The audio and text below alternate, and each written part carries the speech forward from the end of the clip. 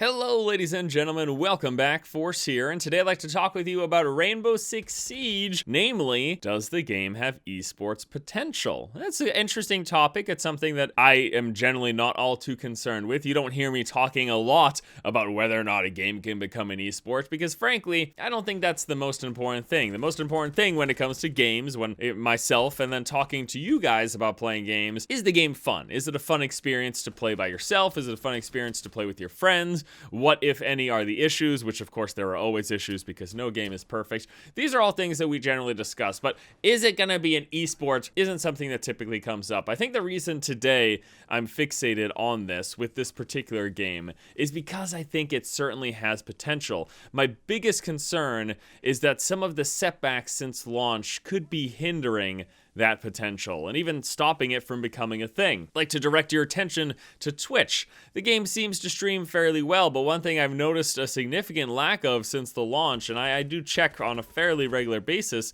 is streamed tournaments. And this is something that we see a lot of in certain games that do end up making it into the esports realm. Of course, let's just point out to one of the biggest examples recently, a game that came out of nowhere, exploded into a huge competitive scene, and that was Hearthstone. Hearthstone is a card game that is heavily RNG dependent. In fact, most of professional players from when I was following the scene would tell you largely who's going to win the game comes up to a coin flip, barring all players play perfectly. It's who draws the right cards, who gets the best opening hand. So a game that is so RNG dependent ends up becoming an esport, and some people would say esports can't be RNG dependent. Esports have to be all based on skill, and skill is certainly involved in deck construction, what you play when, but in general, I think Hearthstone is a great example that you don't need a game that's 100% skill 100% of the time for it to become a successful esport. What do you need? You need a player base who enjoys playing the game, enjoys it enough to follow a professional scene, and not only that, but you need that game to be fun to watch. And that is actually the most important part of whether or not a game becomes an esport. Is it fun to watch? Is it relatively easy to follow? Can people who stop by for 30 seconds have a general grasp of what's going on without needing a 10-minute primer and introduction into the game? I think Hearthstone does a great job of it because of its clean, smooth interface. You've got creatures with numbers, those creatures attack, damage is dealt. It's pretty straightforward. I think shooters tend to be pretty basic and straightforward as well in terms of understanding. Something that shooters tend to suffer from, in my humble opinion, as someone who has viewed esports shooter scene from the background, it's that sometimes it can be hard to follow because of the sheer number of cameras that you're bouncing in between. I think that's a general problem with FPS games. I think that's a general problem with it. I think that's a major concern with that esports scene. I think that can be alleviated, however, by having a smaller number of players. I think that's probably largely why you don't see games like Battlefield 4 blowing up in the esports scene, because there's way too many people on the screen. There's be way too many cameras to bounce in between. But smaller games with a smaller number of players, like say Counter-Strike, CSGO, of course, to the most recent iteration, can do very well and is doing very well. And I think Tom Clancy's Rainbow Six Siege, I don't know why I just said the full name instead of Siege or Rainbow Six Siege, I think that's a game that could make its way into the space. The question is there room?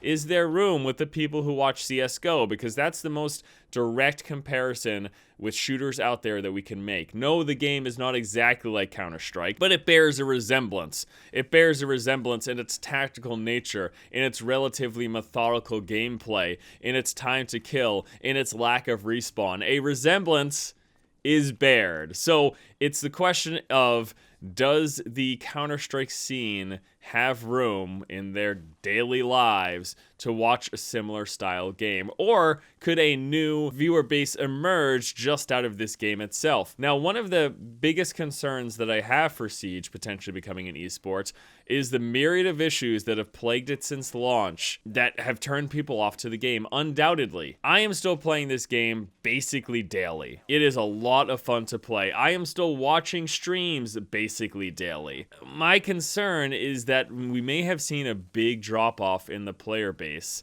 with all of those issues that we had from launch. And of course, we're talking about the server issues that plagued the game for a good 3 weeks. And 3 weeks is almost half the time that the game has been officially launched. There were a lot of people, and I tell you this because this is when the problem started occurring.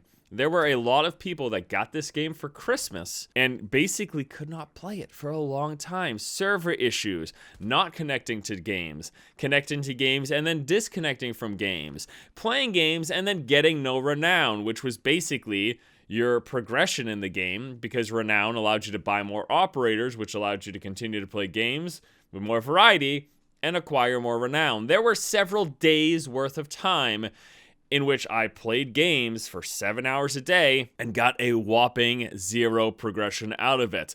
Now, I myself enjoyed the game enough to continue to play through that, but I guarantee that there were a lot of people who just said, this is stupid. I'm playing the game, I'm not progressing, as far as they were concerned, they were never going to unlock new operators since they continue to not get renown. And besides that, just even getting into a game was super painful. So I'm really concerned that this could have hampered Siege's esports potential, because it's hampering the user base, hampering the player base, and as a result, the potential viewership. It's just, it's frustrating because it's a game, again, that I've really been enjoying playing, and more importantly, a game that I've really been enjoying watching. And I would love to see like high-grade professional player tournaments popping up.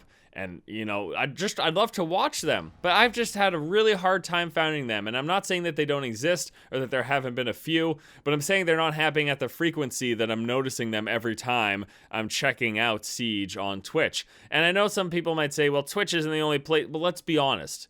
Twitch isn't the only place, but it's kind of the only place. Like, this is where people watch esports. This is where it happens. So if this game is doing well enough in that realm, there needs to be more tournaments more often here. And I hope it happens, because I'm loving playing this game. You know, we've got a pretty packed future when it comes to the next couple of months. XCOM 2, Tom Clancy's The Division, fingers crossed that I end up enjoying that game. Dark Souls 3, like there are a lot of games that are going to bide for my time, bide for my attention, but I do believe that Siege is a game that I'm going to continue to come back to, because it is just that enjoyable. It's a refreshing shooter experience.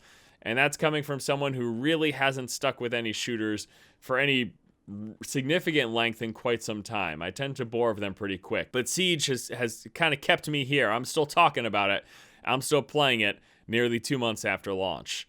All right, guys, that's going to do it for me here today. Thank you so much for watching. Please let me know what you think about Rainbow Six Siege, the problems that may have hindered it, and its esports potential going forward in the comment section below. I guess one last thing that I should say that I didn't touch on in my main discussion was that just because a game isn't necessarily shining at launch, that doesn't mean that it can't do so further down the road. I think there have been plenty of examples in the past of games that have launched and done well in terms of games, but haven't really picked up a competitive scene in their first few years, but did so later down the road. And I honestly believe if Ubisoft takes care of their baby here, if they really do a good job of nurturing the scene that's still here, that's stuck with them through all those issues they had for weeks and weeks, that this is a game that could emerge as a popular esport. I really, really do. Thank you guys so much for watching. Hope you have a fantastic day, and until next time, I'll see you later.